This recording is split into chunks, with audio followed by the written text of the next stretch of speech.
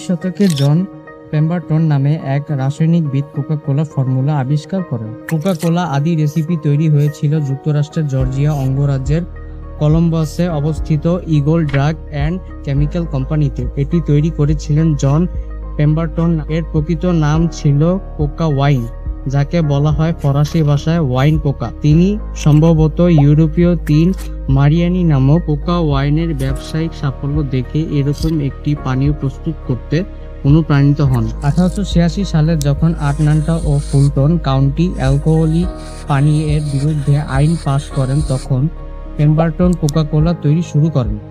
এটি ছিল মূলত ফ্রেঞ্চ ওয়াইন কোলার একটি অ্যালকোহল মুক্ত সংস্করণ।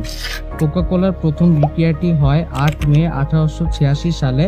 এটি প্রথম বিক্রি হয়েছিল একটি প্যাটেন্টভুক্ত ওষুধ হিসেবে, প্রতি গ্লাস 5 সেন্ট দামে।